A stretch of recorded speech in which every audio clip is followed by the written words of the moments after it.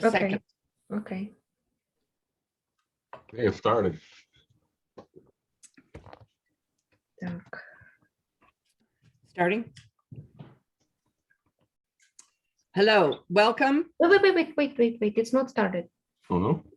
No, not yet. I cannot see how I can. Mariana, if you could turn off your video for now. Okay. My pleasure. Actually, we could leave the photos going on as John, as you and I are talking. I think that's fine. Yes. That's good. Okay, so I'm turning on. Why Now not? started, yes. Yeah. Just a notification, the panel has started. I received a message in the chat that they can hear us. Okay, great. Okay. So thank you for the notification that we are on live. Welcome. My name is Nadia McConnell, President, co-founder of the U.S.-Ukraine Foundation, and I am joined today by my dear friend and colleague, John Kuhn, Vice President for Finances and Development. We are here. This is, I think, the third in our series of Ukraine in Washington. And today we have a task before us to, initially we were celebrating the achievements of people of Ukraine and also honoring their sacrifices. But given the situation that we are all aware of regarding the buildup of Putin's forces on the border, we also held a session this morning by the National Security Task Force, Friends of Ukraine, talking about deterring Putin. For those of you who missed it, you will be able to see it on our site later. Please let us start with celebrating the Foundation's 30 years of our work mission in Ukraine. And looking at some of these photos, boy, John, those years really have flown by. Yeah, they've flown by, all right. They've been fun. They've been fun. Oh, yes, they've been lots of fun. And in some of the pictures, I hardly recognize ourselves, right, from 30 years ago. To I don't know about you, but I think I look better now. Well, I won't comment on that. So to start us off, we have a greeting from one of our co-founders of the foundation, Katya Yushchenko, who's joined by Victor Yushchenko. So please, if somebody would roll the tape. Hello, it's my great pleasure and honor to congratulate Nadia, Robert McConnell, and their entire team with the 30th anniversary of the U.S.-Ukraine Foundation. I remember when the idea of the foundation was conceived. Nadia and Robert had just run a wonderful program for Ukrainians to come to the United States. I was just leaving a job in the U.S. Senate, and we sat in a restaurant in Alexandria and designed a program. And who knew what would happen with that program over the years? In the first months, Robert worked tirelessly translating, working with bringing articles, new legislation to Ukraine. I moved to Ukraine, worked on translation. Nadia did a tremendous job organizing government support for Ukraine. And over the years, so much was accomplished. Robert and Nadia were able to bring in almost $50 million worth of assistance. They did programs in human rights, in community partnerships, in economics, in business, in medicine, in biotech, so many different areas. I think the community partnership programs particularly changed the minds of thousands and maybe more Ukrainians. So it is a great pleasure to be here today to greet them and to wish them another 30 years of this kind of success in building programs and building U.S.-Ukrainian relations.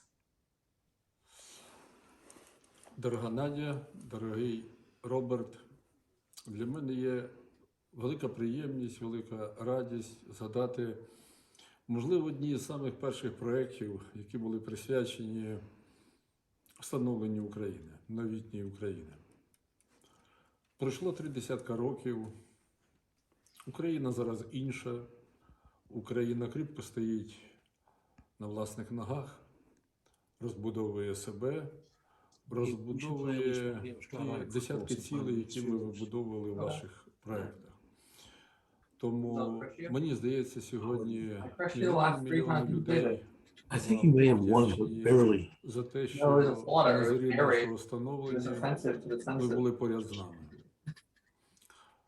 Важливо те, що мова йде не тільки про ті проекти, які були колись, які були 30 років назад. Ви сьогодні з нами. І тому моє серце тепле, радісне від того, що ви так послідовно, так усердно продовжуєте. Я думаю, Тарас Григорович Шевченко сказав би велике українське діло. Сердечний уклін, велика вам вдячність. Хай вам щастить. Much luck and happiness and success in your future. So, yes, thank you, Victor and Katya. So, John, are you ready for another 30 years? Yes, I am. More than 30. I do have to point out that, you know, John started really as a volunteer, coming in to work on our books and finances and things like that. And of course, has stayed with us. And as I always say, John is the one who makes sure that the trains ran on time. And Katya mentioned, you know, all the grants we received. Well, the author of those proposals was none other than John Kuhn, who whipped some of these proposals out very successfully. So I have to make sure that everybody understands that there's been a whole team effort, and not only John, but other people like Markian and others, and of course the current staff we have and our various interns. If we look at our programs, I guess, John, I think we can kind of have two general broad categories that we worked on supporting US-Ukraine relations and then also working at the local level. I also want to, I guess, underscore that we're launching our celebration and that we hope through the following year to kind of maybe more in depth discuss some of these programs and bring together some of the people that we've worked with in the past for mini reunions. And also we will have on our website a place where people can send their greetings and best wishes. So John, I guess we're on to the next 30 years. But as I said, we'll start talking about our efforts to work on US-Ukraine relations. And again, we could not have done what we've done without partnerships with other organizations and critical people. And let's play a greeting from a former ambassador to the United States, Oleg Samshur, who participated in some of our programs. Lane? Okay. Dear friends, I'm glad to be with you today to celebrate the work of the US-Ukraine Foundation. The foundation has been with Ukraine from the very first days of its regained independence. The foundation served as a bridge between American and Ukrainian societies. It has helped to bring Ukraine to Washington with its problems, but also with its potential and its relevance. The foundation has made a significant contribution into creation what has later became US-Ukraine strategic partnership. I've come to know the people of the foundation when I was still Deputy Minister for Foreign Affairs in Kyiv, but especially when I was ambassador in Washington. We worked a lot with the foundation, and I've come to appreciate dedication and professionalism of the McConnells and their team. I think especially important that foundation isn't fixed in the past, on the past achievements. They all know their trademark initiative, US-Ukraine Policy Dialogue. Now the foundation invented Friends of Ukraine network. this network is really bipartisan. It unites the Americans who are ready to assist Ukraine, to work with Ukraine, and who come from different strata of population, different organizations, different associations. I'm quite sure that in the near future, we will hear and we will see new initiatives of the foundation, new breakthroughs, and the foundation will remain visible, significant actor of the US-Ukraine relationship. Good luck. Удачи вам, дорогі друзі. Thank you. Alex certainly pointed out, I think, one of our key initiatives that we've been able to organize, but only doing so because we've been able to partner with organizations and individuals who stand alone with their body of work in their various capacities, but who are willing to come together under the auspices of the foundation to do work together. And so we have today with us Ambassador John Herbst, who chairs the Eurasia program at the Atlantic Council, and Don Jensen from the Institute of Peace, who this morning participated in that 1-hour discussion about deterring Putin. So a few words from John and Don, please. Welcome. Hi, John. Good morning, good afternoon. Nadia, congratulations on the anniversary. John, congratulations on the anniversary. Look, the US involvement with Ukraine has been intense and largely even overwhelmingly positive since independence over 30 years ago. And one of the reasons, of course, is the strong interest of Americans, Ukrainian Americans and their friends in promoting this relationship. The other is the great interest that we have in a Ukraine that is truly sovereign, truly stable, secure within its borders, and prosperous. I've been a critic where the United States has not been as strong as it should be in promoting our own interest in a strong Ukraine.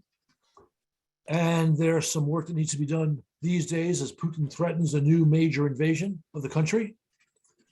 But I can say that without the work of the US-Ukraine Foundation and other Ukrainian American organizations, our policy would not be as good as it has been. So today's a moment, this is a day to reflect on the great success of the US-Ukraine Foundation. Nadia, your leadership has been wonderful. Bob has been an extraordinary presence as well, as has John. And I have liked very much working with you. And I think there's more for us to do in the days and the months ahead. So thanks everyone for tuning in for this event, to express support for this marvelous organization, and to see what we can do going forward.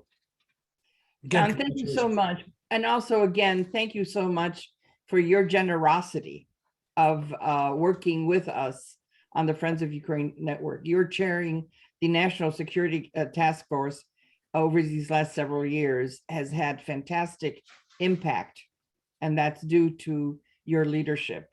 And as I said, you have graciously given of your time for us to do things together. So again, thank you so very, very much. Don, my friend. Hi. You're a bit in the dark. Let me turn the lights off.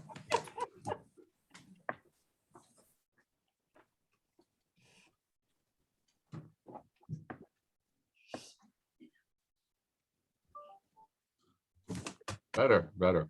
How's better. that? How's that? Great. Better.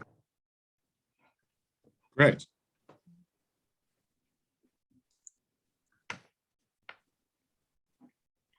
My turn? Yes, absolutely. Well, I hit in, sorry, I had trouble logging in. First of all, I want to say what a pleasure it is to see all of you, even John Kuhn with his hats. And I think that we should not, for all the issues going on today, forget how far Ukraine has traveled. And I think that's in large part, in significant part, to the work of the foundation, with which it is a pleasure to engage. In particular, in my line of work, there's a tendency to look at countries like little chess pieces on the board, or little dominoes, or little things on a card table, whatever you might want to use. But I think in addition to their tenacity, meaning Robert and Nadia, one of the things I most admire and respect, especially for never letting me forget that it's a real country we're dealing with people, with families, with problems. People have to go to the metro, fight COVID like anybody else. And so, again, I want to pay tribute to Nadia and Robert and all of the foundation's many friends and colleagues to thank all of their great work. I look forward to working with all of you in the years to come. So thank you. Don, thank you very much. John hasn't taken his hat off, which was sort of what I hinted, but you look very debonair, John. Thank you. It's the right time. It is. Well, Don, as you say, dealing with Ukraine, we're always in these sort of dilemma of dealing with, as we said this morning, you discussed the growing threat by Putin, but we have to take time to also celebrate the achievements of the people of Ukraine, and that's this, 30 years and years of independence is no small miracle, and so we sort of have to do several things at the same time, and I guess that's why John's hat is appropriate. So thank you, Don, for your words, and it's been fun, and we look forward to working together again in the future. Thank you. Me too. Thank you. I said broadly we can divide our work between supporting the U.S.-Ukraine strategic partnership, but then also we're a do tank, and we have been for these last 30 years doing a lot at the local level, and I guess we kind of broadly entitle it building local partnerships and leadership development. And so I'm going to turn this over to John, because John is the one that's been really working with organizations like Open World, and of course he's also the one who put together the proposal for CPP, the Community Partnership Program. So John, over to you. So would you like to start with Open World? Well, I'd like you to introduce, our three guests that we have. And okay, and all right. So let me let's put it in order so that we'll start with Open World, and then we'll move to maybe to Rochester, and then we're going to go to, what was the third one? I forget. Alabama. Oh yes. Oh, last but not least, Alabama. But let me introduce our Open World, our colleague for many years. Foundation has been involved in the Open World program, bringing over mostly young Ukrainian professionals in all spheres of industry and work, meaning education, governance, NGO work, we've brought over people in agriculture, judges, I mean, you name it. And we started with Open World in their early years as our community partnerships project was sort of winding down around 2005, 2006 period. And we've been working with a project manager by the name of Louis Madonic, who's been holding our hand for many times and working with us and helping us. And we've brought over, I think we sort of calculate, if you go 15 years and, maybe 60 people a year, I mean, we've brought over maybe 1,000 people over that time through Open World. And I'm just going to add a little asterisk, because many people probably still don't know that the Open World name is being changed. It has changed, and it's now by the acronym COIL, which means Congressional Office for International Leadership. And I think the name has slightly changed, but the work and all the results are all the same and getting better. So Mr. Madonic, we've been working with him since 2006, He had, you can correct me, Louis, on anything I make an error on here. That's quite all right. He was involved in post, the post-independence period, working in Russia, and his ancestral home is in Ukraine as well. And a great guy, a great, he's in the right spot with Open World, and everyone loves him. So, Louis, you can take it away. I'm blushing. That's such a flattering introduction, and this friendship that we've had with you and Funny Nadja and Robert and yourself for these 15, 20 years, just phenomenal. I remember the first time going into your offices in Ukraine and learning about this great community partnership program from our dear departed mutual friend, Marta Kolomirsky, who's played such a great role in some of your earlier works, and brings sadness to me when I think about her. But she did some great work from Ukraine, and the community partnership program really was in the same spirit of Open World. So it's worked out well. Thank you for introducing the Congressional Office for International Leadership.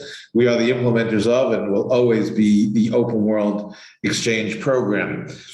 And John, your numbers were completely accurate. I came up with about 1,050 people in 138 groups since your inception. So that's great.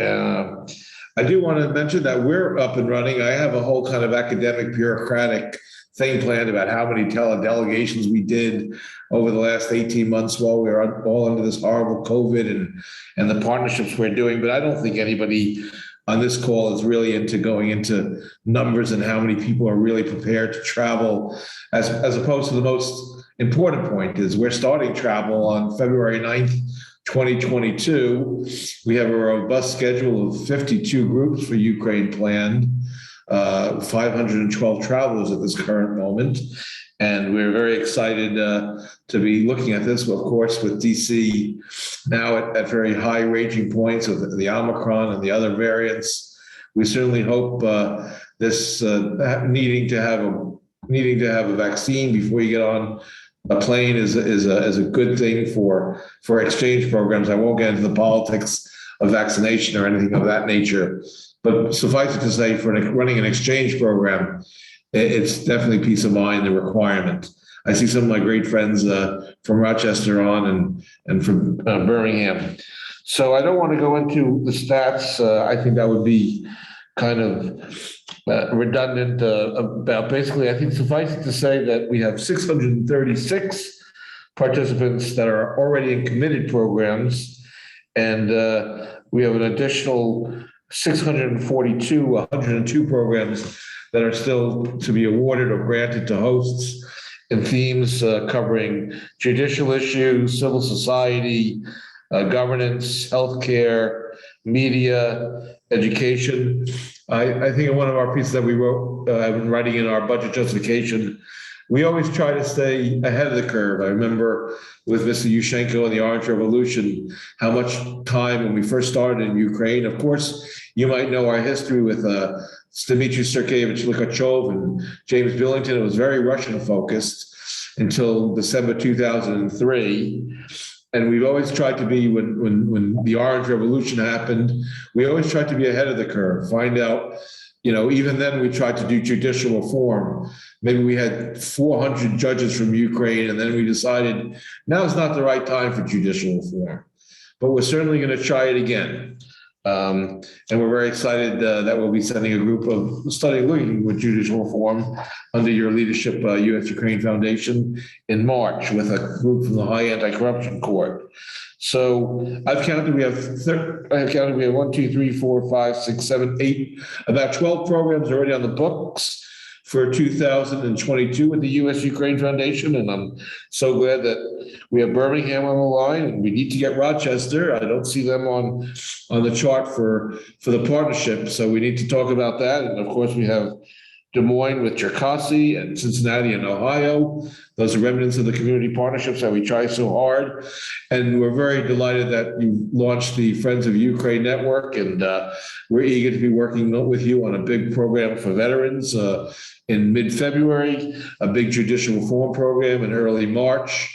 And I don't think it would be really sensible for the Open World Program or COIL to be working in Ukraine without having the support and the partnership and the collaboration of this wonderful organization, the U.S.-Ukraine Foundation, that's been there since certainly before I arrived in Kharkiv in 1991 with Armitage and Liz Cheney to do defense conversion in the former Soviet Union. And you guys were already there paving the ground to make things easier and more acceptance in places that we've never been. And thank you for pointing out my roots from Khmelnytsky and Vinnytsia many years ago. And I guess when we all hear the opening strings to Fiddler on the Roof, at least the Jewish diaspora, we shed a little bit of a tear. So it's wonderful to be back with our friends at US-Ukraine Foundation. Congratulations on this incredible 30 years. And John, you keep getting better looking. Pani Nadia and Robert, you keep getting better. I'm the one who's aging for all three of us. So it's a real pleasure. And thank you for the festivity. And it's a great to be part of this. And great to see some of my friends. Thank you, Pani Nadia, for having me. And John, it's really wonderful to join you all. Thank you. Thank you, Louis. Thank you very much. Very kind. I'm going to go next to, we're going to go from Washington, D.C., where Louis works. We're going to go up north. We're going to go to Rochester, New York. And this individual has been with the foundation, gosh, she can tell me actually, has it been more than 20 years, maybe 25 years. And this person is the dynamo. You know, Ukraine has a dynamo football team. Well, we have a dynamo in the Rochester Ukrainian American community. And she has assisted the foundation, and we've worked with the community, and she's led us, I guess, with a lot of advice through the years, financial support, and her dedication to Ukraine. And that person is Tamara Denisenko. Tamara, it's been a joy being with you, knowing you, working with you, and I don't know if we could have gotten here without you and Rochester behind us. Well, thank you, John. You make me blush. I'll just read my prepared statement so I don't go off the track.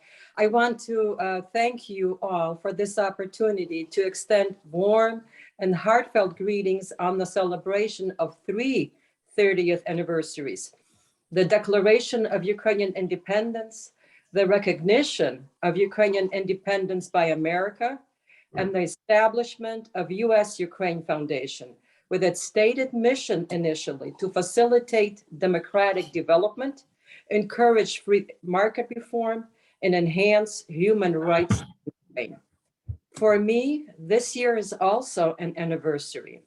20 years ago, in 2001, it was an honor to be invited to be an elected board member, together with Nadia and Robert, Katerina Chumachenko-Yushchenko, George Sherent, Walter Baranetsky, Michael Kostyev, and Bogdan Borachensky. That was 20 years ago. Wow. Currently, it is a pleasure to serve on an expanded USIRF advisory board with 19 distinguished community leaders: Dr. Halina Breslavets, Brad Bunt, Michael Burik, Scott Colson, Paula Dobryansky, Bogdan Futey, Igor Gavdyak, Tom Giddens, Mark Hovansky, John Janetta, Jonathan Perry, Ann Olsen-Schode, Sean Walsh, Morgan Williams, Tamara Vorobey, Olya Duze, Dr. Boris Lushniak, Leonard Mazur, and Dr. Marilyn Pfeiffer. I look forward to working more closely with the advisory board to really make use of a major player in our community. In the past, it was rewarding to coordinate with use of team, especially you, John, several open world Ukraine programs in Greater Rochester, New York. These collaborative projects left an indelible mark on our diverse community, and hopefully on many open world Ukraine delegates who came to Rochester. And I look forward to doing more work I'm really disappointed that we were not on this year's list, but I'm sure we will be added in the future. It was truly a pleasure to host, facilitate, and build long-term friendships with Ukraine. Thanks to the Open World program, it was a pleasure to get to know Louis Madanik and other Open World leaders. Our Rochester community looks forward to working with Yusuf and Open World, now called COIL, for many more years to develop more programs, whether in person or virtually, in support of our community mission of building bridges of understanding, developing long-term friendships, and to say that the next generation of Ukrainian leaders was made in Rochester. Since 2001, it was rewarding to attend Yusuf conferences and events in Washington, D.C.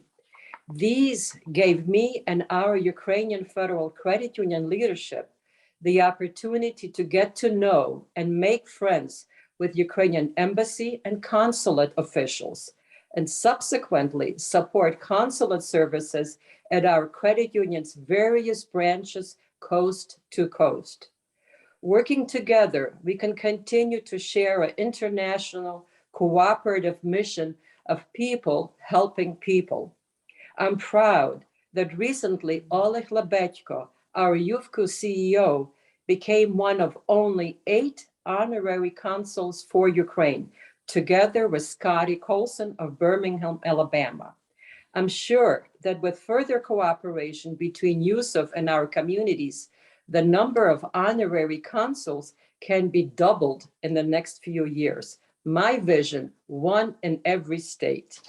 Wow. Again, I wholeheartedly commend Nadia and Robert McConnell, the Yusuf leadership team, volunteers and supporters for their dedication and success in sustaining and strengthening the expanded Yusuf mission of developing strategic partnerships on the national, local, and grassroots levels between US and Ukraine, and enhancing Ukraine's unique position as a cornerstone of regional stability, as a full member of the community of democratic, sovereign, free, and territorially secure nations.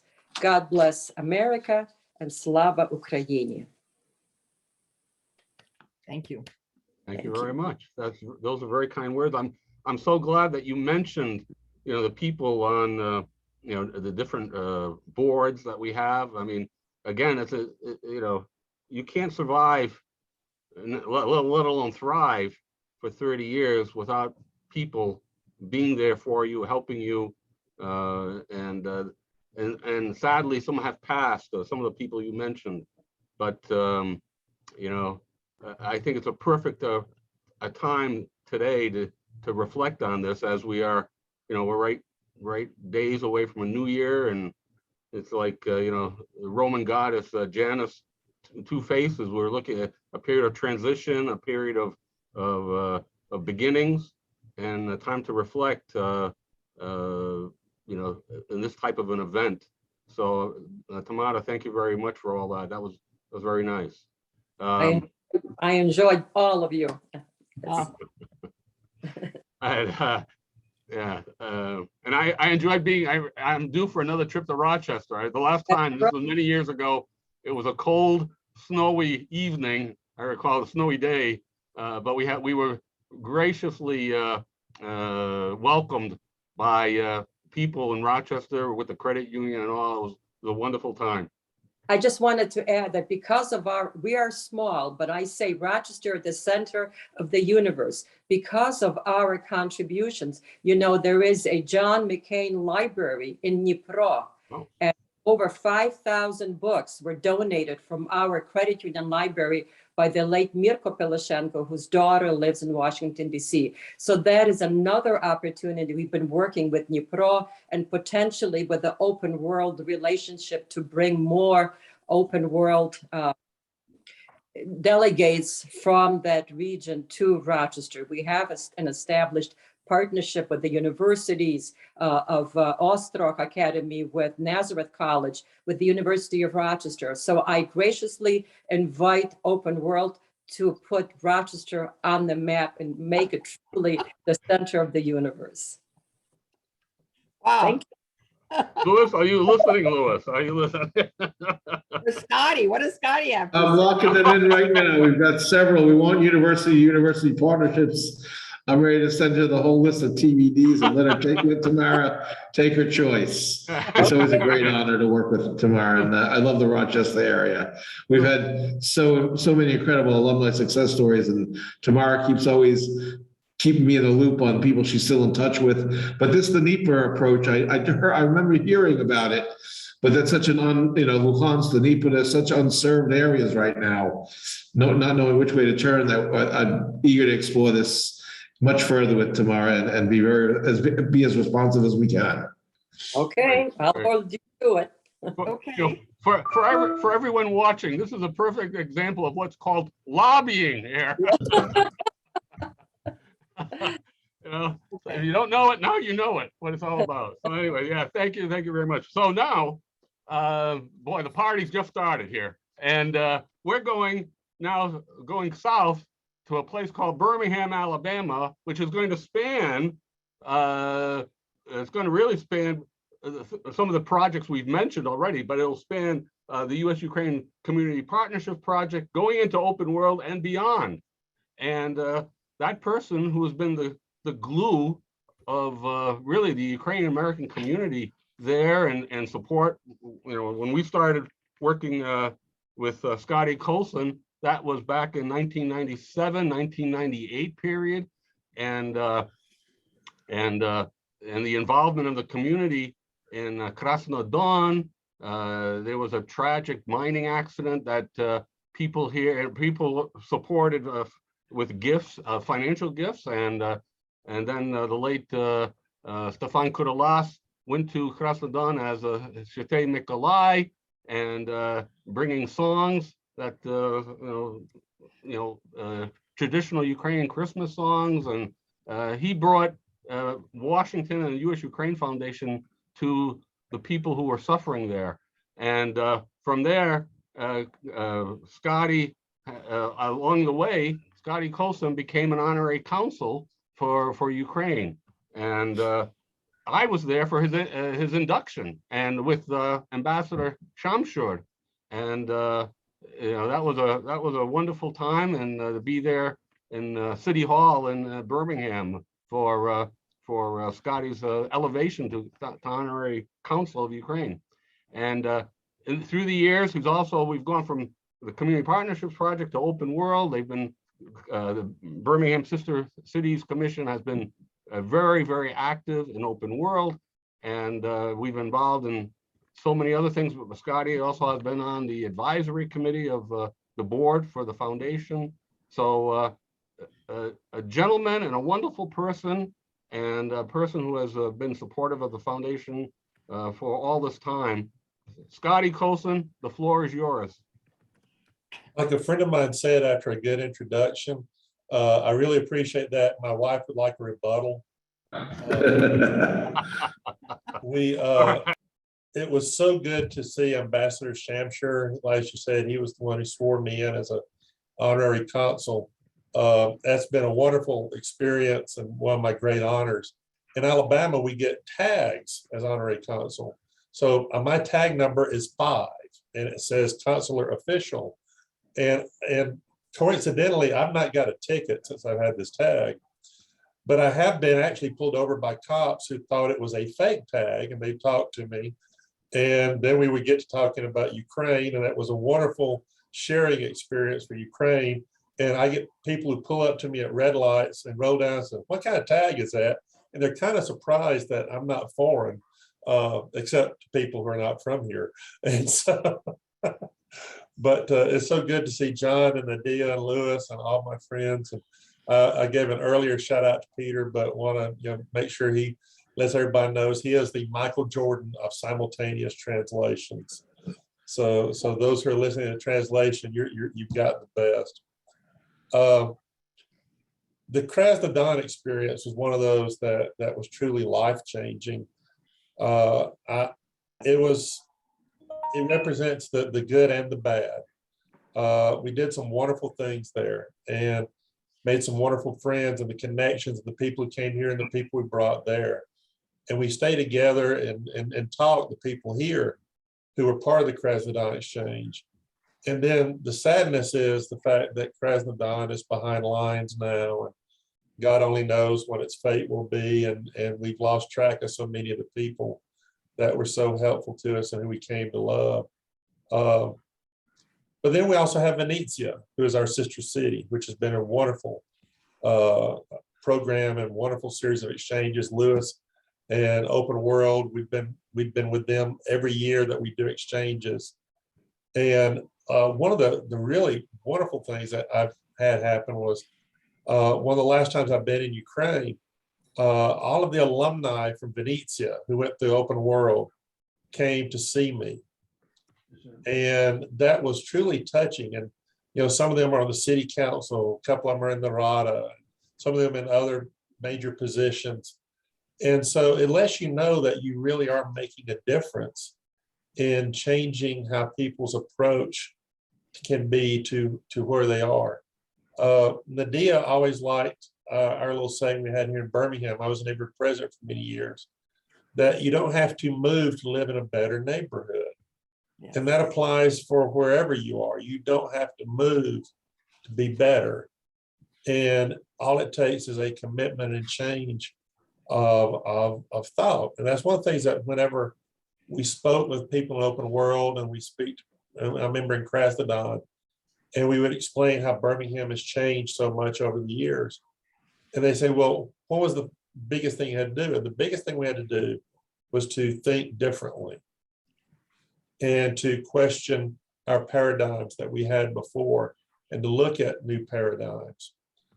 And that's, I think, is the most useful thing that we can do. And I know, you know, some of my friends here, when we've had people, you know, the groups here in Birmingham, we show them all the really good stuff, UAB and the world-class institution it is, our history and our food and our culture. But a lot of my friends get a little upset because I also include the bad parts, the parts of town where it's rather bleak and in areas that have a lot of problems. But I think it's very important, if you're going to be a relationship, you're going to share, you have to be honest. And I've got to tell my favorites, one of my favorite stories from Krasnodar. We were being introduced to the Krasnodar City Council. And this was during the Lewinsky-Clinton, you know, situation. And we do our big show, and there's a lady there from USAID who's fairly high up, and we make our presentations. And afterwards, the president of the city council has a question. And his question was, why can't the president get a better looking girlfriend? We have much better ones here in Ukraine. Well, the USAID woman looked like she was about to have kittens, trying to figure out how to deal with that. So I grabbed the microphone and I said, well, I've actually met Bill Clinton a couple of times, know a lot of people around him, and I can assure you he has much better looking girlfriends. And so one of the cool things after that, they came up to me after that meeting and said, we're going to believe whatever you say because you tell the truth. And it wasn't my job to defend Bill Clinton on that. It wasn't my job to condemn him. But it was my job to let them know that we're going to show you the good, the bad. We're going to show you what works. We're going to show you what doesn't work. And that, to me, and all the things I've been able to do around the world, and even what I do now, is you first have to understand where you got off the path before you can get back on the path. And that requires introspection. That requires a willingness to change and a willingness to see the world differently. It has been a true, wonderful experience, one of the highlights of my life. People ask me, you know, particularly when people call me as honorary consul, they're a little bit surprised that they got this redneck sounding fella as their consul. And I explained to them that I'm really not Ukrainian unless you go pretty close back to Adam and Eve, and then we probably have some commonality there.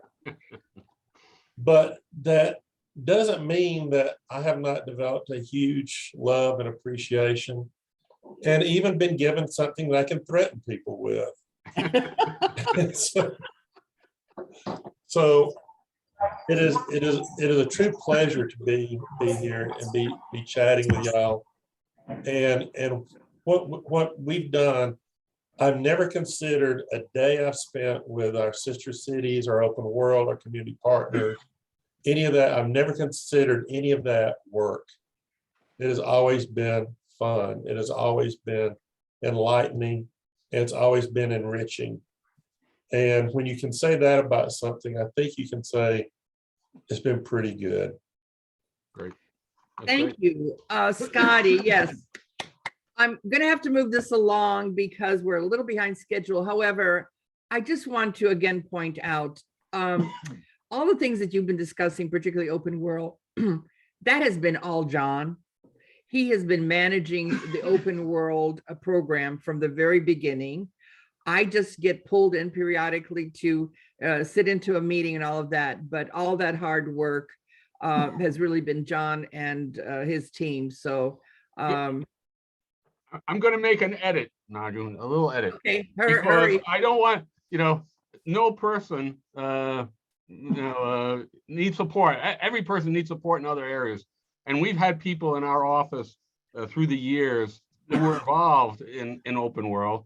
And I'd be remiss, to mention, and I might not hit all of them, but people like Oksana Yakovenko, Ulana Panchishin, Yulia Solovey, now Oksana Sukhina, Adrian Karmazin, etc. And there are others. I'm sorry if I overlook anyone here, but those people also were very much contributing factors to our success. Yeah. So John, as I said, we're going to spend the next year doing more of this. And so we'll be able to pull in some of these people to share and have like mini reunions. But speaking of great success, it is now my pleasure to turn over the program to two of our star interns. And again, John throughout the years has been the one that's been managing our internship programs. And we could not do half of what we've done without the kind of support we have gotten from our interns throughout the years and volunteers. So like you say, John, it's really been a joint effort with many, many people. So on to our next part of the program. We said we are celebrating, we're still in celebrating mode, John, accomplishments of the people of Ukraine. One, of course, is the 30th anniversary of independence, the referendum vote. And this year, we also decided to honor 30 stars of Ukraine. And the criteria, this was not a competition, this was not a contest, because like there are countless stars in the sky, there are probably countless stars in Ukraine. The criteria were very simple. They had to be citizens of Ukraine. They had to, during this period of independence, have reached some level of success in whatever field they were engaged in, and through their success contributed to a positive image of Ukraine. So now I'm going to ask Angela Howard and Lane Johansson to take it away and talk about our Stars of Ukraine awards. Thank you.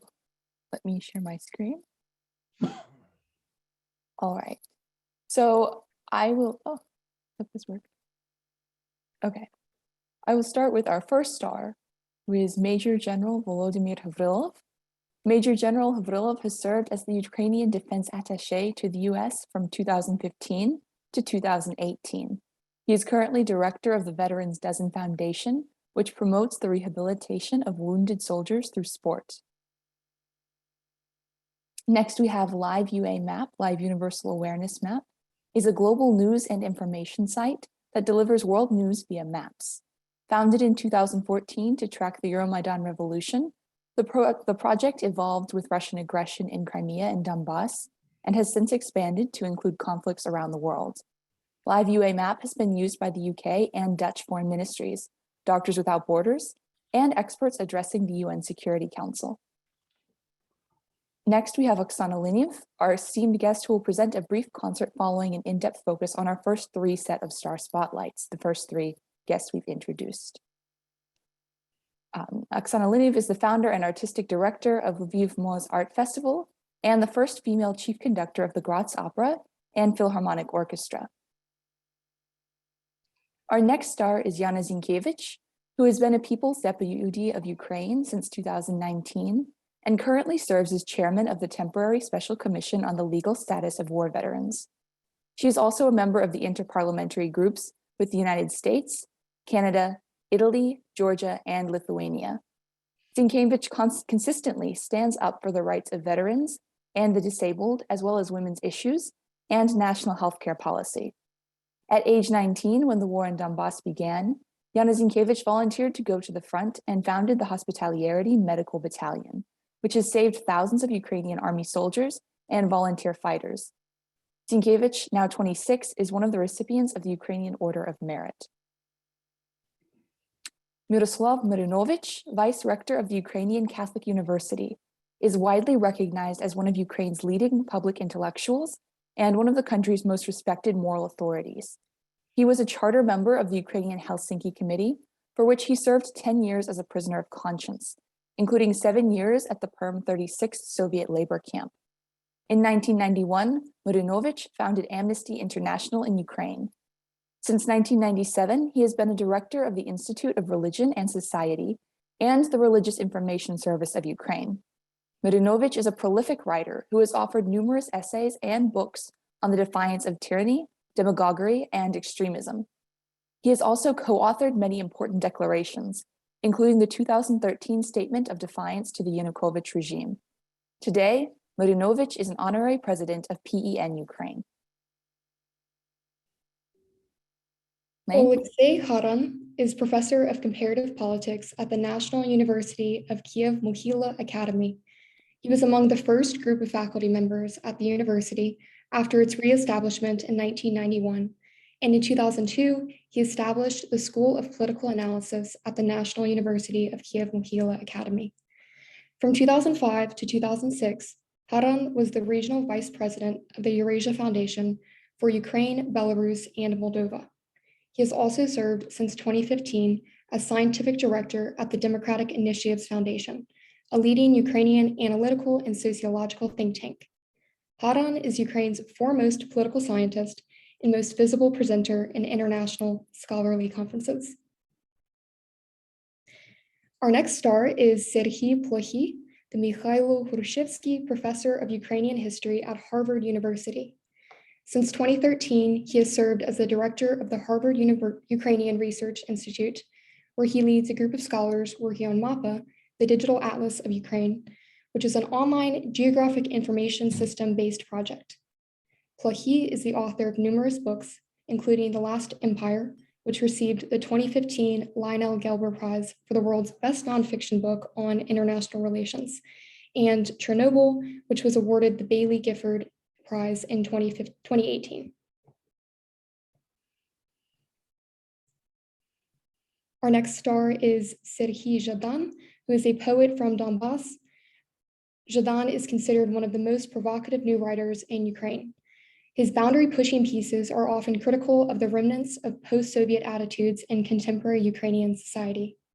In December 2019, the PEN America Literary Awards shortlisted Jadam in the category Translated Poetry.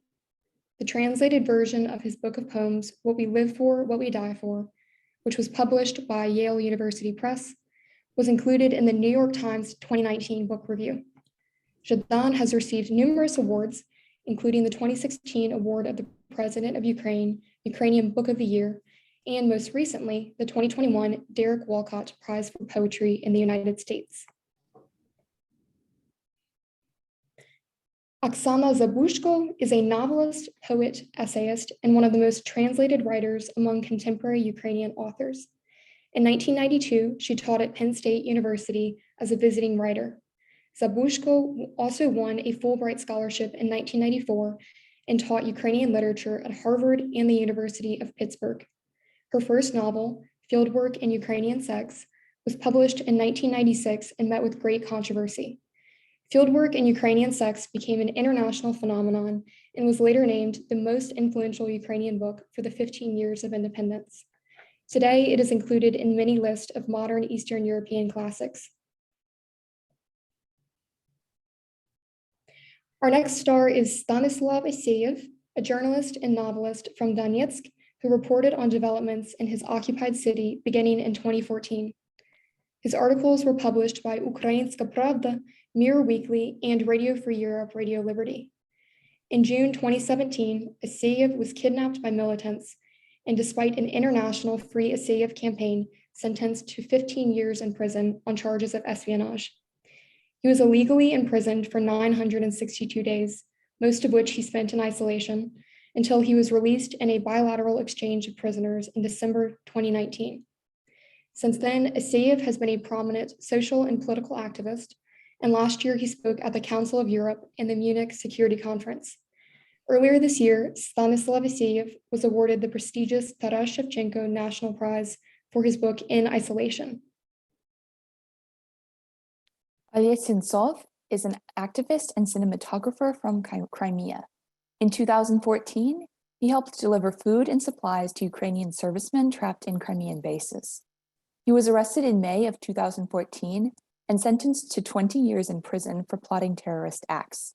Sentsov spent 5 years in a Russian prison and was released in September of 2019 in a high-profile prisoner swap. Since then, he has returned to making movies, with his most recent film, Rhino, portraying the crime-ridden world of Ukraine in the 1990s. Ada Rogotyevsa is a popular theater and cinema actress who has appeared in over 30 films and television shows since 1957. She is also a professor at the Kyiv National University of Arts and Culture. Rogotyevsa was awarded the title Hero of Ukraine in 2007. She is featured in the recent documentary Wind from the East, which follows the trips of Ukrainian artists to the front lines. Rogotyevsa gave concerts for soldiers and organized fundraising for a hospital for the Ukrainian military. In September of 2015, a criminal case was opened in Russia for her efforts in assisting the Ukrainian military, and Rogotyevsa was sentenced in absentia to 3 years in prison and declared a persona non grata in Russia. Next, we have Kazuka, the pop and electro folk band who emerged in 2017 with their song Svyata, which they performed in Ukraine's X Factor. In 2018, Kazuka was named Breakthrough of the Year at the M1 Music Awards. Their 2018 song, Plakala, became the first Ukrainian language video to get over 200 million views on YouTube, and it's now over 397 million views. This year, lead singer Alexandra Zaritska competed on Ukraine's Dancing with the Stars. Susanna Jamaladinova, better known by her stage name Jamala, is a famous singer, songwriter, actress, and activist of the Crimean Tatar community. She represented Ukraine and won the Eurovision Song Contest in 2016 with her song 1944, which is about the deportation of Crimean Tatars in 1944. Jamala was then awarded the title of People's Artist of Ukraine by President Petro Poroshenko. In 2017, 2018, and 2019, Jamala was a judge at Ukraine's national selection for the Eurovision contest. Jamala also competed on Ukraine's Dancing with the Stars this year. Julia Devi is a pioneer in the world of sustainable fashion, a wavemaker here in the United States, and the designer and founder of a 3D printed fashion lab, the first 3D printed clothing manufacturer model in the United States. Her designs produce zero waste and are both recyclable and biodegradable. Among other accolades, Devi was awarded the 2019 Elex Awards title of Best Luxury Fashion Brand. Her skirts were featured in Vogue UK's must-have list, and technology headlines included Devi in OP 10 fastest growing fashion and apparel solution providers to watch in 2019. In March of 2020, Julia and Vitaly Devi set the Guinness World Record for largest 3D printed flag with their 15.57 square meter print of the American flag. Light Balance is a high-tech neon and LED dance troupe from Dnipro that won 3rd place on America's Got Talent in 2017 when they received a golden buzzer from Tyra Banks and advanced straight to the live shows. Light Balance has since performed with artists including Derek Hugh and Jessie J. The dance troupe was also a semifinalist on Britain's Got Talent and Das Super Talent. Light Balance is the first act in Got Talent history to receive the Golden Buzzer on both America's Got Talent and one of the international versions of the franchise. Our next star is Vicberki, an internationally known juggler and Cirque du Soleil performer who has been performing on stage since he was 6 years old. He's won awards at most of the world's major circus festivals, including the International Circus Festival in Monte Carlo and Cirque de Demon in Paris. Vicberki is the founder and creative director of Art Vision Production, an entertainment and consulting company. In 2014, he founded the Vicberki Foundation, a nonprofit organization with a charity mission of bringing performing arts education to impoverished children and communities. Ksenia Simonova is the most viewed sand artist on the internet. She is the winner of Ukraine's Got Talent, as well as a Golden Buzzer and top 3 act of both America's Got Talent and Britain's Got Talent. Simonova has performed her sand animation in more than 70 countries and before numerous presidents and royalty, including the Queen of Denmark, members of the royal family of Great Britain, and the presidents of Ukraine, Poland, Russia, Kazakhstan, and Turkey. Her act is the only one that has received 2 Golden Buzzers on 2 different The Champions series of the Got Talent franchise.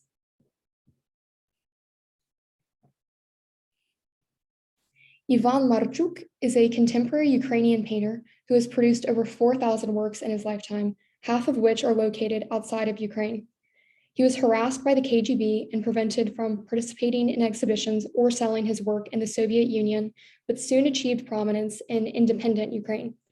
Marchuk is an honored artist of Ukraine, a laureate of the Shevchenko National Prize, and an honored citizen of Ternopil and Kiev. In 2007, Marchuk was included in the British ranking 100 Geniuses of Today, hosted by the Daily Telegraph. Ksenia Schneider is a Kiev-based sustainable fashion brand established in 2011 to create iconic pieces from upcycled denim. The brand produces about 3,000 reworked items each year. Global recognition for Ksenia Schneider came in 2016 when Ksenia designed the demi denims, a half-short, half-pants design that went viral after appearing in street-style images and worn by celebrities including Celine Dion and Bella Hadid. The brand shocked the internet again in 2019 with its launch of asymmetrical jeans. Sold in 16 countries, Ksenia Schneider is also a pioneer of online retail. Vicberki draws inspiration for her fashion line, Vicberki, from her Ukrainian heritage, incorporating traditional designs into popular modern fashion, especially drawing inspiration from Vyshyvanka designs. Vicberki's label exploded in a matter of weeks following the 2014 Russian invasion.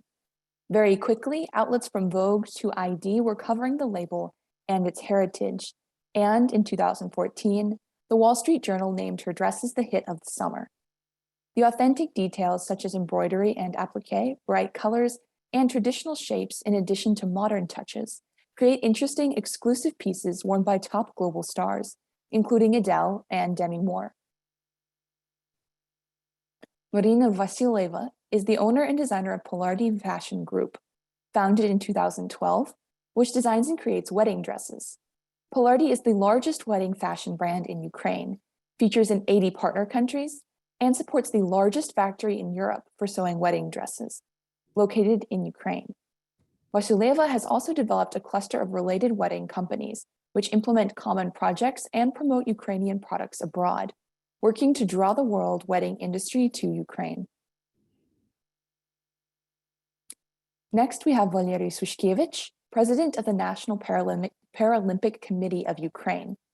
A former Soviet champion in swimming, Sushkevich served as one of the founders of the Paralympic sports in the former USSR and Ukraine, and has personally participated as a Paralympic athlete in swimming, shooting, powerlifting, and alpine skiing. Using his position, Sushkevich has advocated for the disabled communities of Ukraine legally, competitively, and in the realm of publicity.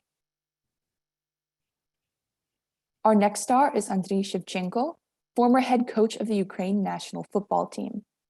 He is ranked in the all-time top 10 goal scorers in all European competitions and is the all-time top scorer for the Ukrainian national team. Shivchenko led Ukraine as a captain to the quarterfinals in their first ever FIFA World Cup appearance in 2006, and also played in UEFA Euro 2012. From 2016 to 2021, Shivchenko was the Ukraine national team's head coach and led the nation to the quarterfinals at the UEFA Euro 2020. Professional boxer Alexander Usik is a world champion in 2 weight classes, one of only 3 boxers to have unified the cruiserweight world titles and become a world heavyweight champion. Usik was named 2018 Fighter of the Year by ESPN, Sports Illustrated, The Ring, and the Boxing Writers Association of America. He is ranked as the world's 2nd best active boxer, pound for pound, by the Transnational Boxing Rankings Board. Next, we have Maxine Kripak, a Paralympic swimmer from Kharkiv, who has won 15 Paralympic medals in his career, making him the most successful Paralympian in Ukraine. For his efforts at the 2016 Paralympic Games in Rio, during which he won 5 gold medals and broke 2 world records, Kripak was honored with the Order of Merit of Ukraine and received the Strong Spirit Prize at Ukraine's 2016 Heroes of the Sports Year Awards. This year at the Paralympic Games in Tokyo, Kripak won 7 medals and broke world records in the 100-meter backstroke, 100-meter butterfly, and 100-meter freestyle events, becoming the most decorated swimmer at the 2020 Paralympics. In September of this year, President Zelensky awarded Maxine Kripak the title Hero of Ukraine. Max Polyakov is an international space and information technology entrepreneur who has founded a number of companies, including Firefly Aerospace, Cupid, and Renatus. NASA has awarded Firefly Aerospace over $100 million for various satellite and technology deliveries to space, including a planned mission to the moon in 2023.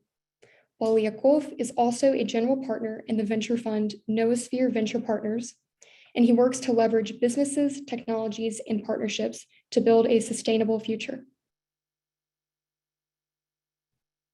Victoria Repa is co-founder and CEO of Kiev-based BetterMe, a leading health and fitness platform with over 100 million downloads that is available in 190 countries. She's been included in Forbes 30 Under 30 and is an official member of the Forbes Tech Council. Victoria Repa is also an Apple Entrepreneur Camp alum. Next, we have Kiev-based Reface, an app that uses AI-powered deepfake technology to create face swap videos. Reface was temporarily ranked #1 in the entertainment section of the US App Store and 2nd in the overall free apps category on the US App Store. The app has been downloaded over 100 million times and featured in Forbes. And among the top celebrity refacers are Justin Bieber, Miley Cyrus, Snoop Dogg, and Dua Lipa. In 2020, Reface received a $5.5 million investment from Andrei Horowitz, one of the world's leading venture capital firms. Our final star of Ukraine is Grammarly, a Ukrainian origin, American headquartered online writing assistant with offices in Kiev, New York, Vancouver, and San Francisco. Launched in 2009, Grammarly uses AI to improve English grammar, editing, and communication. Last month, the company raised $200 million in funding and catapulted to a $13 billion valuation. Grammarly ranks among industry leaders on the Forbes Cloud 100 list and the Software Report's top 100 software companies. And Grammarly has been recognized by Fast Company as one of the world's most innovative AI companies. And now, by executive order of our president, Nadia McConnell, we are also adding 3 additional stars. So the past 3 years, best foreign cadets of the United Kingdom's Royal Military Academy in Sandhurst have each been Ukrainian officers. This award, the International Sword, recognizes the cadets who are not British nationals with the best overall performance in military, academic, and practical studies. In 2019, this honor went to Artem Baranenko. in 2020 to Anton Savienko, and this year to Pavlo Lacey. Congratulations to these 3 Ukrainian officer cadets on their important achievements. These are our 33 stars for this year. And I also believe we have a greeting from Maria Drach as to Yes. one of the awards we've We given out in may- the past. Okay. Yes, thank you. Again, Elaine and Angela, without your work, we would not have been able to put this program together. So again, thank you. I remind everybody that this was not a competition or a contest. It was just selecting people with those very basic criteria.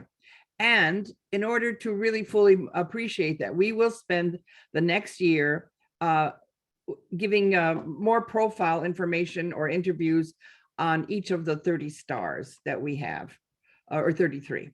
And we will start, I'm going to kind of shorten it depending on the time. But so we will start today featuring 3 of the 33 that we have just heard about. And the first one will be presented by Angela. No, we're not going to do the Maria Drachin right now. So Angela, if you would present the Live UA Map, please, award. Yes, I have the pleasure of introducing our first featured star, the Live UA Map team. Born out of the 2014 Euromaidan need to inform the world of the events taking place in Ukraine, Live UA Map created a truly impressive, interactive, accessible, geographically relevant solution. Now their mission has grown, and Live UA Map provides open access, chronological geotagged data related to topics including conflicts, human rights issues, protests, terrorism, weapons deployment, health matters, natural disasters, and weather-related stories around the globe. Here today to share the Live UA Map efforts to help predict and prevent future conflicts, minimize the impact of disasters, and assist travelers around the world in making conscious decisions about their security throughout their journeys are Rodion Rashkovsky, the Live UA Map CEO and editor-in-chief, and Alexander Bilchenko, Live UA Map co-founder and art director. Their work speaks for itself, and the UN Digital Toolkit, Doctors Without Borders, and several government partners could also speak to Live UA Map's impact. But we appreciate Rodion and Alexander taking the time to share their work with us directly. Take it away.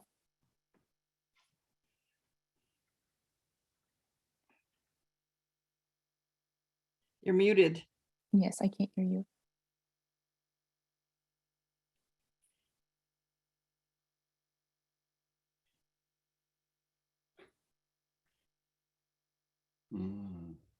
Try now.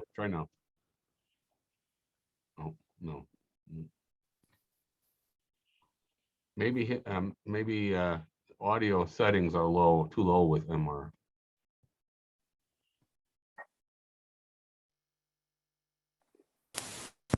Hello. Ah, Yeah, now. Tapev. Yeah. Do you hear me? Yeah. yes. So let's start. Good afternoon to all participating. My name is Rodion Rashkovsky, and I'm co-founder of Live UA Map. Together with Alexander, we will tell you a story of Live UA Map. But before that, I'll just share my screen here. Share. But before that, we want to thank United States Ukraine Foundation for this nomination and opportunity to tell wider Ukrainian community about our project. And of course, great pleasure and honor to share the Star of Ukraine nomination with such great people and companies we just saw. So we want to congratulate Foundation with 30 years anniversary. Wish you prosperity and as our country, yeah. So, do you see my screen? Yeah. Our project is Live UA Map. It's a website and mobile application that have already changed the way for millions of people around the world to receive news and raise their awareness about conflicts and disasters. our platform is being used by non-government organizations, humanitarian organization, military, and governments. We have multiple languages. We have a lot of different maps. Lavia Map is an IT startup that gathers information from open sources like social media, like Twitter, Facebook, Telegram, and others. Then we verify it, analyze it with machine learning, and not with machine learning, with human learning algorithm. So how this started? You know, is crisis is always a new opportunity. It all started with Ukrainian Euromaidan in 1914. World news from Kiev were presented. A lot of news presented by Russian propaganda, like Russia Today. Someone in joke, it was not Russia Today, but Ukraine Today, and they distort everything. And boiling point for us was that international TV stations showed a huge number of actual mistakes about our country, about Ukraine. One station showed Kiev instead of Islamabad in Pakistan. I tell in this story everyone, it was very boiling point where Kiev was on map of Pakistan. So, and in our opinion, a lot of Ukrainian agencies, media agencies, and possible government agencies, of course, it was Yanukovych controlled agencies, did little to cope with their functions. So the idea was to show local events from Ukraine on map by collecting them firstly from headlines of our local media and verifying it, and then from social media. First, we started with Maidan, then war in Crimea, in Donbass.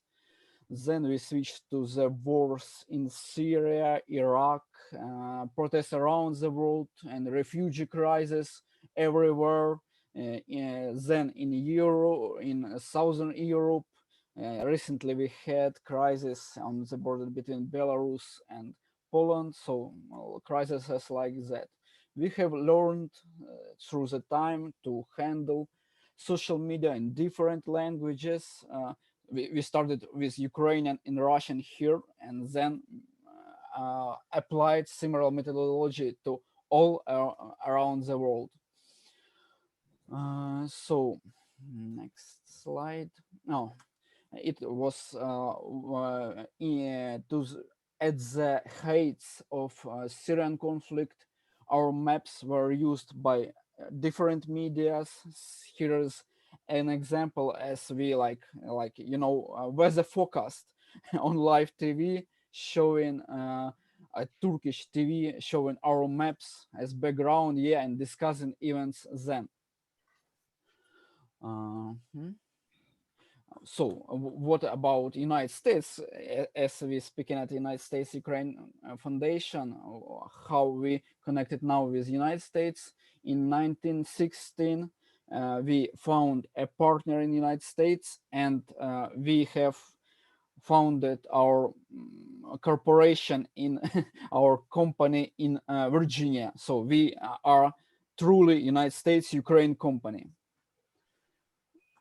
Next one. So our maps are being used by different organizations. It's from human rights organizations, security organizations, intelligence, disasters response agencies. Here at slide, you see on the photo from all Kurdish conference. So they used our maps to show how Kurdish people in Iraq, in Syria, and Turkey suffering from wars there. So, yeah, next one. So, our idea, what is our idea in general? There is a theory, it's called butterfly effect. It's in natural science a term. when seemingly insignificant events have large and unpredictable consequences in some another place and another time. So we used tweets and other social media messages like this wings, flaps of butterflies. So one event on the street in Kiev could develop in big consequences somewhere else. It's our idea, so we making this chain of events, we making predictions on all things. And here is example of such chain of events in an it's well known and grim situation when Russia shut down MH17 flight over now occupied Ukrainian lands. So on July 17, 2014, in the morning, we have messages appear on Twitter about spotting book. So it was before MH17 shut down. We seen that messages about book. We considered them very interesting because a few days before that, our N-26 with our military was shot down and another was targeted. And they cannot be targeted with some shoulders launched missiles, manpads. So we believe that some systems were already deployed there. And after that day afternoon, first flight radar, it's popular worldwide service that tracking flights, reported that MH17 lost from radars. Minutes or seconds later, Russian propaganda start to claim that Ukrainian N-26, like days before, was shut down. But in all these messages, it was a tsunami of messages. We monitored them all. In the end, it was clear that they shut down civilian airplane from Netherlands to Malaysia, and all this like wing flaps were tracked by our system, and then we also helped joint investigation team. We handed over them our data, what we gathered, they could gather this data from our website. So they extracted some links to Twitter profiles, and they were looking for witnesses of this strategy via our website and other investigations. So one day on summer 2014, it was after MH17, a friend of us came to our office, and he didn't even came, he just burst in, he shouted in an offensive manner. He accused us of showing the encirclement of Ukrainian troops near Ilovaisk, like on my slide. So unfortunately, in coming days, it was clear that it was really unfortunate encirclement, and it was Ilovaisk cauldron, where multiple Ukrainian servicemen lost their lives. And it was already clear from social media, even it's not military intelligence, but from social media data, that there were encirclement. Yeah. Next one. So after years, it was we started to tell about conflicts around the world, and fun that our maps were not used as we wanted. Here you see leaflets with our maps that were dropped by Assad regime on on rebel-controlled areas in near Aleppo in northern Syria.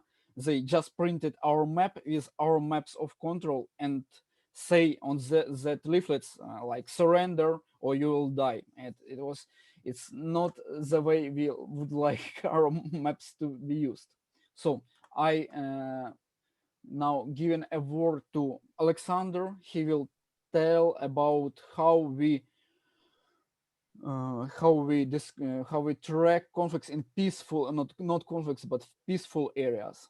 Alexander, do you hear me? Is he online?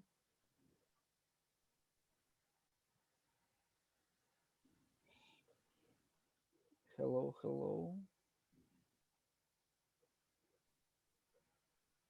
1 second.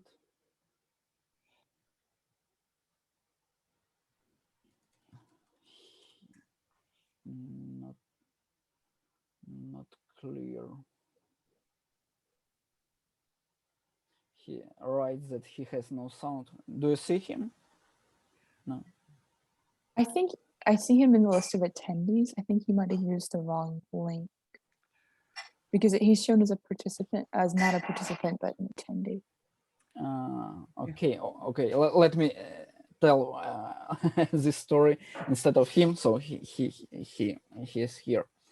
So safety is one of the main targets in our main goals in our lives, and with conflict reporting, one day we realized that our goal to prevent any future war and what we will do when we will reach that goal with our project, with gathering data and telling people what not to do. So we switched to more peaceful regions like United States, but like we further realize it's not so peaceful, as we have violent crimes on the rise. We have disasters much more powerful than here in Ukraine, and so we started to gather social media data from the United States, all crime related events, disasters, like, you know, when hurricane hits the coasts of United States, we are gathering important events like trees on the roads, etc., etc., and people can watch that on our map and avoid that possible safety issues. Yeah. And so what is our idea? Our idea is that one day big data that we are gathering will prevent the big war, and we hope now that our data, our reporting will prevent big war here. So it's now everyone talking about. Thank you. Thank you very much. So if anybody has watched Academy Award programs, you know that they are always longer than initially anticipated, but it's very important for us to appreciate and understand this very important work that you are doing. It is my pleasure. Oh, by the way, we do have actual awards that we will be getting to our stars with supply chain issues and the like and transportation, but they will actually be getting something other than just us, you know, talking about them today. It is now my pleasure to present our second awardee, and that is Volodymyr Havrilov. Volodymyr Havrilov, I think, really encapsulates, if you might say, part of what we are doing today here, and that is celebrating the achievements of the people of Ukraine. And in that, we have to talk about the achievements of Ukraine's military and what they have achieved, And also, we are also going to be, with our musical performance, honoring the sacrifices that have been made by the people of Ukraine. And Volodymyr Havrilov really sort of transcends all of those. He was active military. I will not read his overall resume, but then upon his retire, he was military attaché here at the U.S. Embassy. And from 2015 to 2018, that's, but then when he quote unquote retired, he became even busier than he was perhaps at his regular job. And that was to work with Ukraine's veterans, particularly disabled veterans. And so he has really been working hard to bring those issues to the forefront, not only in terms of what kind of assistance could be gathered, whether it's here or in the West in generally, but also instituting very practical programs. And if I might, is Stuart online? Yes, Nadia, okay. hello. Hello. So thank you for joining us. Stuart is president of Allied Forces Foundation. Did I get that correct? I'm sorry. That's correct. Correct. And so, Stuart, if you could talk a little bit about your work with Volodymyr and what you think is the impact of your partnership and working together. Sure, definitely. Well, thanks very much for having us on today, and congratulations on your 30 years. That's a great achievement. We've been working with the General and Veterans 10 now for the last 5 years. And in that period, we've hosted them on several events around the world, not to include Ukraine itself, but Scotland and here in the US, and working with fellow wounded warriors from 12 other countries, taking part in our challenge-based events. The General and his team have been outstanding, bringing wounded warriors from Ukraine to take part in our special events, but also during the COVID period where he didn't stop and came to the US to take part in the annual Appalachian Yomp, which is 54 miles across the Appalachian Trail in 24 hours. So I'd like to give a very special thank you to the General and his team and pass it on to him, and well done for this amazing award. Yes, thank you, Stuart, for that. I should say that Volodymyr is now actually, in terms of his work with the veterans, he's director of the Veterans Dozen Foundation. And he perhaps will tell us a little bit about that when he accepts the award. But I think we also have Stanislav Kulik. Is that correct? And Vadim. Yeah, that's correct. Korobenko. Okay. So I will also invite them to say a few words about their work with Volodymyr. Hi, thank you. Good afternoon. I'm the one of the Ukrainian veterans who took part in the Appalachian Trail project this year. The Ukrainian part of this project was organized by the Veteran Dozen Foundation and by General Havrilov personally. A few months ago, a group of Ukrainian veterans who were wounded in the Ukrainian-Russian war got a chance to take part in a serious challenge to hike about 40 kilometers in the Appalachian Mountains with American veterans and volunteers. It was an amazing adventure for us all, and to visit the United States for the first time, to see by our own eyes the places we saw only on cinemas and TV, and of course to communicate with American veterans, to hear about their problems, to find out their experience, to share our experience, to spend time together and so on. I'm sure that such an event and the opportunity to take part in are a great motivation for Ukrainian veterans and the reason to do sports, to resist the sadness and PTSD. And it's very important for veterans to feel that we are still worthy, that we still can achieve the personal results in sports, to know that our doubts and problems are the same as other veterans have. and those doubts and problems can be solved. Of course, the Veteran Dozens organization helps us to feel alive, and that wasn't the only project of the Veteran Dozen Foundation. This organization cares about Ukrainian veterans and support them in different ways. I believe the Veteran Dozen Foundation and personally General Gavrilov is doing a great things, and they are really worthy of award. Thank you. Yes. Hello for everyone. First of all, I wish a Merry Christmas and Happy New Year for everyone. And as a Ukrainian veteran, I would like to thank you for opportunity to be here and participate in various activities that help rehabilitation. I want to show you some photos in some seconds.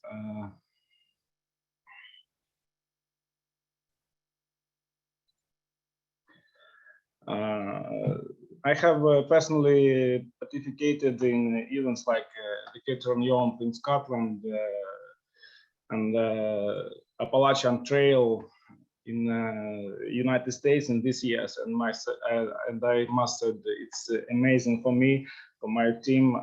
Thanks for Veteran Dozen Foundation. Thanks for our director, our captain of our team, Vladimir Gavrilov. Thanks for our brothers from Allied Forces Foundation.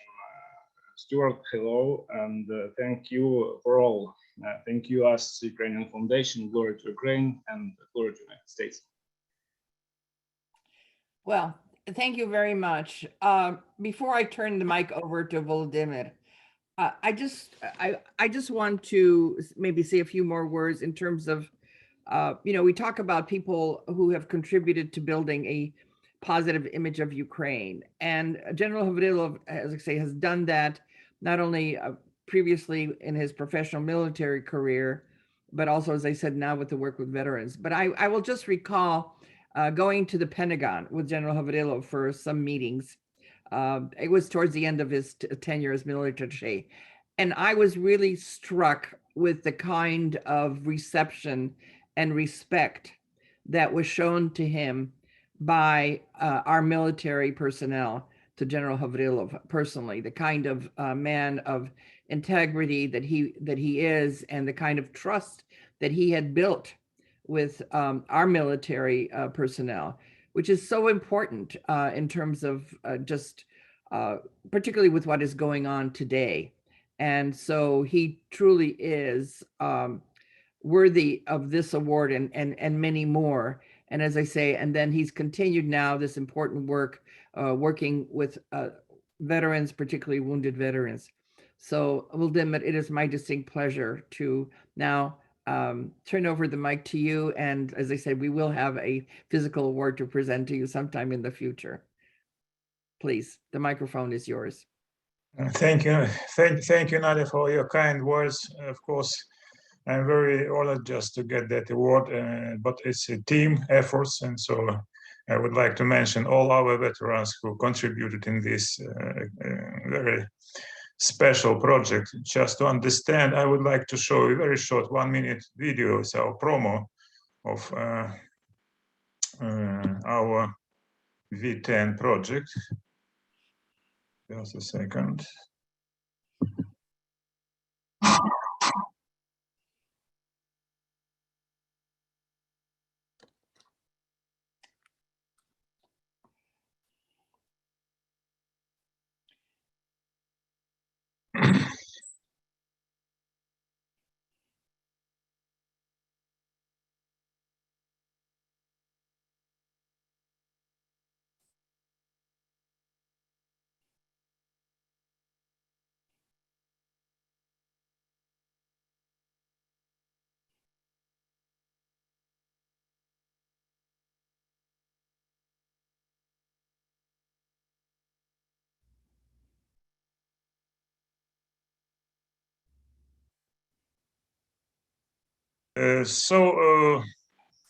We started in 2015 with the first group of Ukrainian wounded warriors, and then in 2016 our first team of 4 injured veterans, most of them amputees. They took part in the Marine Corps Marathon in Washington, D.C., and they ran 10K distance. That's why the name of our organization is Veterans Dozen or 10K Foundation. It means that any person, injured or not, can afford 10K course if he is motivated and ready to do that.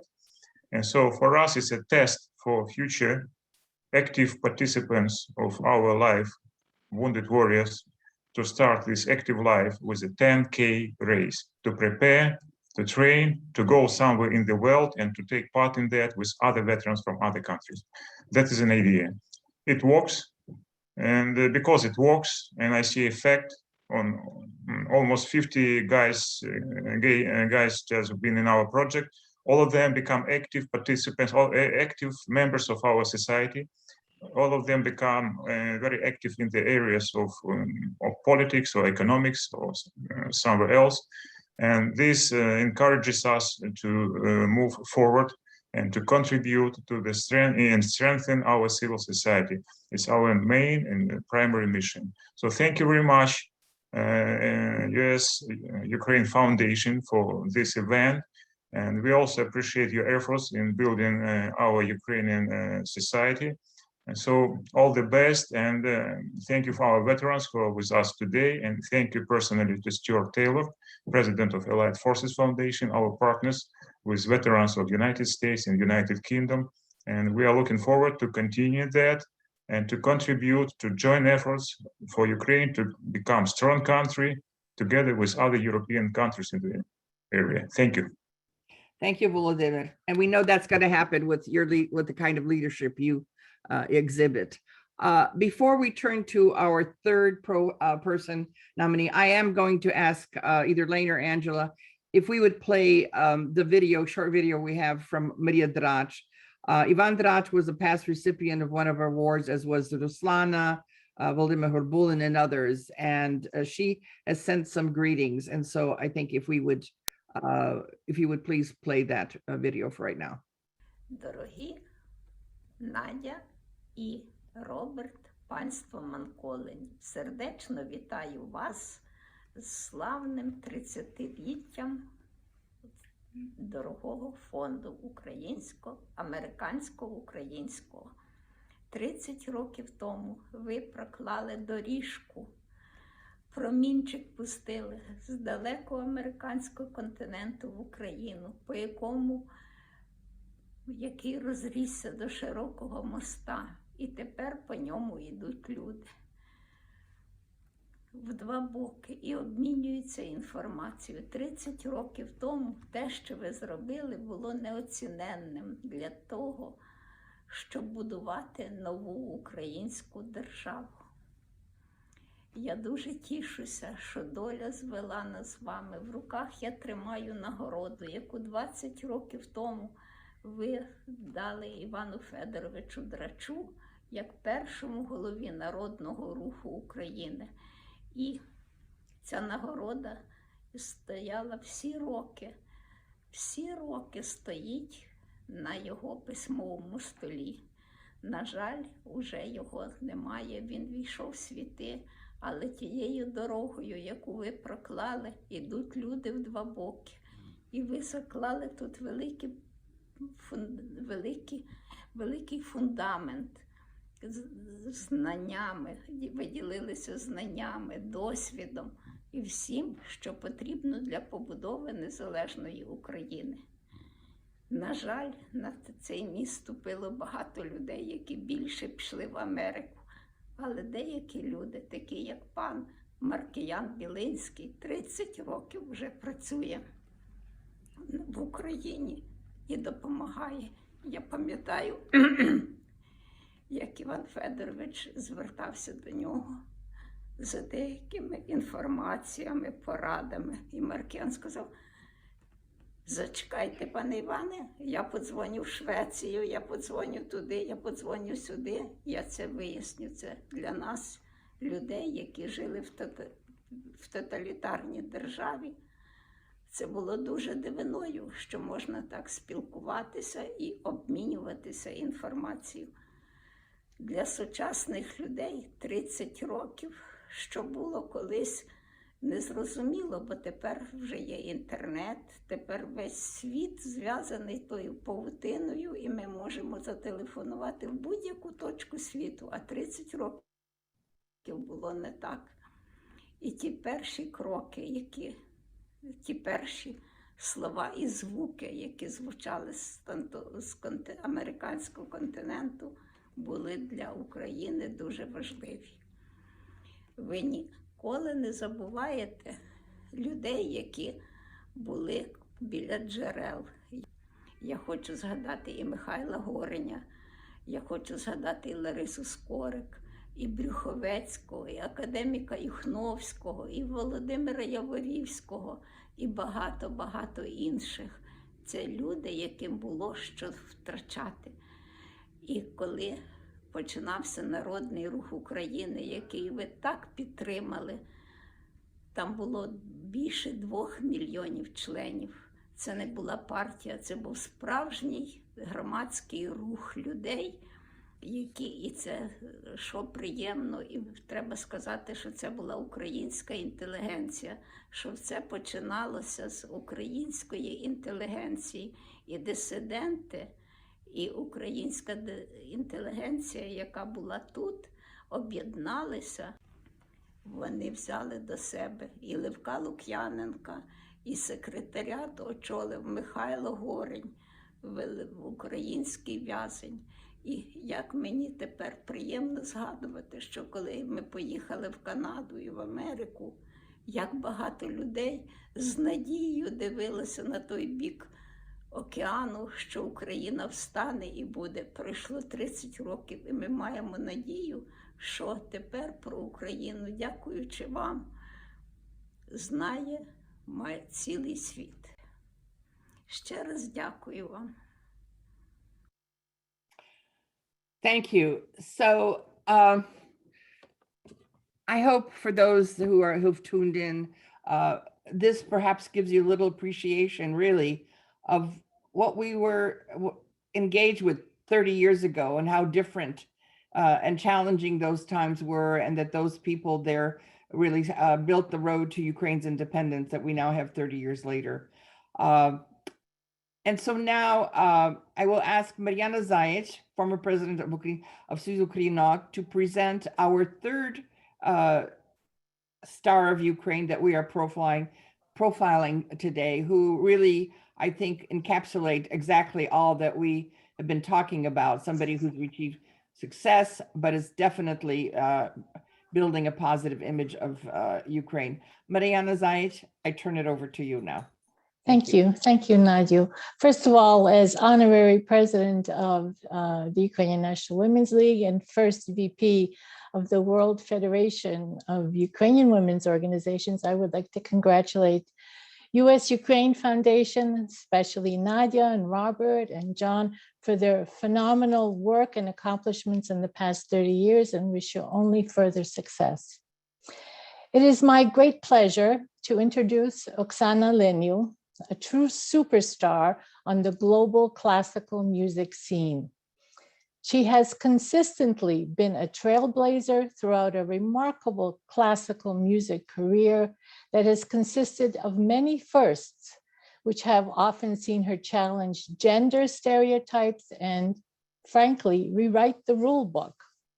Born in Brody, Ukraine, Leniu is the daughter of 2 musicians and the granddaughter of a choral conductor.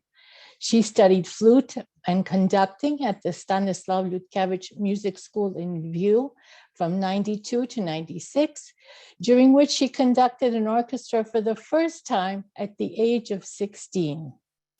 Leniu then went on to study at the Lysenko Music Academy in Lviv, and after graduating in 2003, became principal guest conductor of the Leopolis Chamber Symphony Orchestra. In 2004, Oksana Leniu won 3rd prize at the Gustav Mahler International Conducting Competition in Germany, and from there, her international career took off. By 2008, she was the Associate Chief Conductor of the Odessa National Opera. And from 2013 to 17, Linev served on the conducting staff of the Bavarian State Opera. In 2017, she became the first female conductor to be named Chief Conductor of the Graz Opera and of the Graz Philharmonic Orchestra, which she served as for 3 years. Then Oksana Linev became the General Music Director of the Teatro Comunale de Bologna in January 2022, with an initial contract of 3 years, making history once again as the first female conductor to be named Music Director of an Italian opera house. Linev's passion for the development of classical music in Ukraine led her to establish the Lviv Mozart International Classical Music Festival in 2016. That same year, she founded the Youth Symphony Orchestra of Ukraine, the first and only youth orchestra in Ukraine, which unites talented young musicians from all over the country. Under Linev's leadership, these initiatives have become brilliant successes.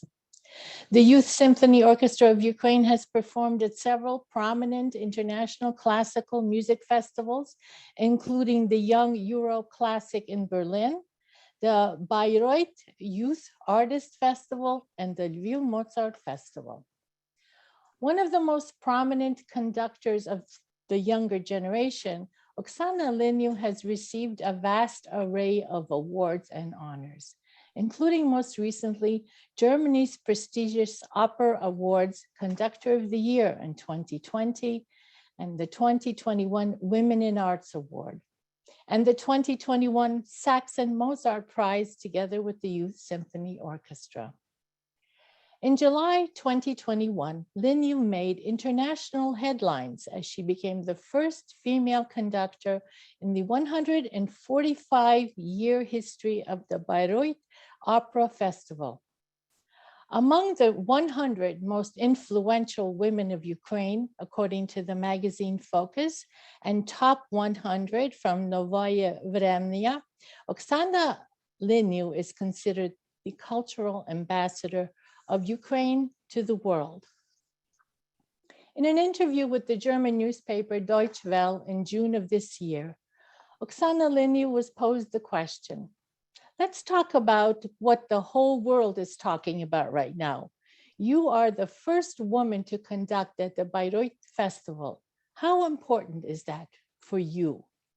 And Oksana's reply, the fact that I, a woman, can stand at the podium here is perhaps a symbol of our time.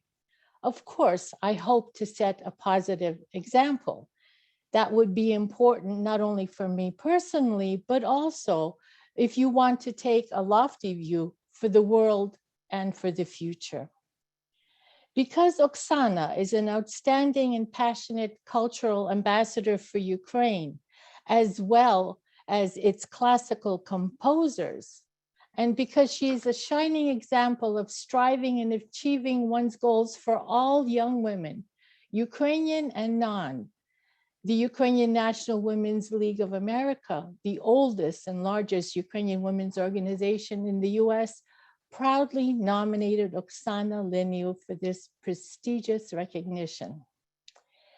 Since UNWLA was established in 1925 and has united women of Ukrainian descent in the US, as well as in service and friendship and dedication to promote and develop educational and cultural efforts, it was also most appropriate that we nominate Oksana.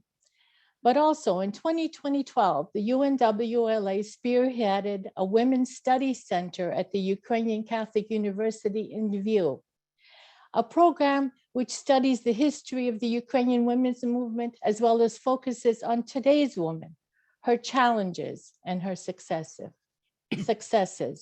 Oksana Linev personifies the latter. She certainly is a shining star, an important reflection of the achievement and fortitude of Ukraine over the past 30 years of independence. Pani Oksano, may I please invite you to say a few words? Hello, hello everyone. I'm very pleased. I'm very honored to be nominated for this prize. Now we hear it a lot about me, about my biography. Yes, yes, it's true that every performance in every performance I represent also the Ukraine, and not only my own success, but also my every success I dedicate to the big success of our nation, of Ukrainian people.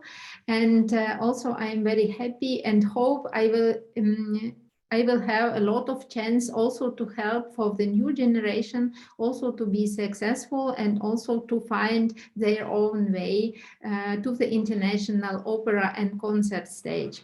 So I'm very happy to have a lot of concerts and opera performances around of the world, and also I'm looking forward to give my debut in United States next year. So it was already planned, but because due of pandemic, it was postponed. And now, so finger crossed that it will happen in the next year. And so I'm a musician, and my words are in the music. So I was also very happy to prepare this small concert, half-an-hour concert with most famous Ukrainian music. You will enjoy, I hope, the parts of our excerpts of our big project. It was ARC Ukraine, so Kovcheg Ukraine. It was dedicated to University of Ukraine, but also it was supported by Ukrainian Cultural Foundation. And you will hear the Youth Symphony Orchestra of Ukraine, which I was founded, and also many famous Ukrainian soloists and musicians. And also you will also join the part of very special concert for me. It was concert dedicated to Joseph Roth on Brody Synagoga ruin, with also famous artist Abraham Brody, also from United States. And I dedicated this concert. The idea was to think about, to memorize again about all dramatic events from 20th century between Ukraine and also, of course, Western Europe. So I hope you will enjoy our concert, our performance, and thank you again. Thank you very much for this prize, and I hope to see you all live maybe next year, and to have the possibility to speak. And again, congratulations also for your achievement, for your foundation. Thank you very much. Thank you, Oksana. I have to say that for those tuning in, there's a wonderful video of you talking about how you want to put Galicia back on the cultural map, that really says, and so you so eloquently convey the message of what it's important, what you can do through music, the culture and music in terms of diplomacy. So I encourage others to watch. And yes, we look forward to your debut next year here in the United States, so that all of the countries in Europe who have now had the wonderful experience of seeing you perform, that we too might have that opportunity. But I also want to thank you especially for allowing us to have this concert. And this concert is to honor the sacrifices of the people of Ukraine. And so thank you very much for being so generous to share these various pieces of music with us. So thank you again. And so now, Peter, I guess we will go to the concert.